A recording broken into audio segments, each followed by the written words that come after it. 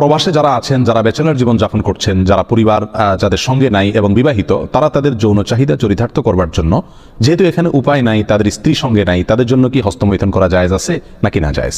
কোরআনে কারিমে আল্লাহ সুবহানাহু ওয়া তাআলা বলেছেন, ওয়াল্লাযীনা হুম লিফুরুজিহিম হাফিজুন ইল্লা আলা আজওয়াজিহিম আও মা মালাকাত আইমানুহুম ফাইন্নাহুম গায়রু মালুমিন ওয়া ফামান ইবতাগা ওয়ারাআ যালিক ফাউলাইকা হুমুল আদুন। তিনটি আয়াত আল্লাহ তাআলা বলেছেন, কৃতদাসী এবং নিজের স্ত্রী, এই দুই শ্রেণী ছাড়া, এই দুটি ক্ষেত্র ছাড়া অন্য কোনো জায়গা যাদের লজ্জাস্থানকে তারা ব্যবহার করে না, সেই সমস্ত লোকেরা সফল মুমিন, তারা সার্থক মুমিন। ফামানিব তাকা ওরা আযালিক, আল্লাহ বলেন এরপরে তৃতীয় আয়াতে, যারা এই দুটি ক্ষেত্র ছাড়া, স্ত্রী এবং কৃতদাসী, এই দুটি ক্ষেত্র ছাড়া অন্য যে কোনো ক্ষেত্রে তাদের যৌন চাহিদাকে চরিতার্থ করে মেটায়, আল্লাহ বলেন ফাউলাইকা হুমুল আদুন, তারা হলো সীমালঙ্ঘনকারী। তাহলে এই আয়াতের আলোকে পরিষ্কারভাবে একজন মুমিনের জন্য হস্তমৈথুন করার কোনো অধিকার, কোনো সুযোগ, কোনো অনুমতি ইসলামী শরীয়তে নাই। এটা হারাম এবং কবিরা গুনাহসমূহের মধ্যে থেকে একটি।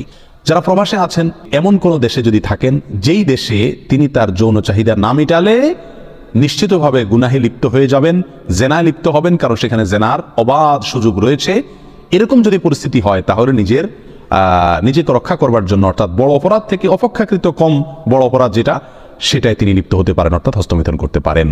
এটা কোনো উলামা ইকরামের মত। অবশ্য অন্য উলামা ইকরাম বলেছেন সর্বাবস্থায় হস্তমৈথুন করা কি হারাম। এজন্য প্রবাসে যারা আছেন তাদের উচিত এই অপরাধ থেকে বেঁচে থাকা।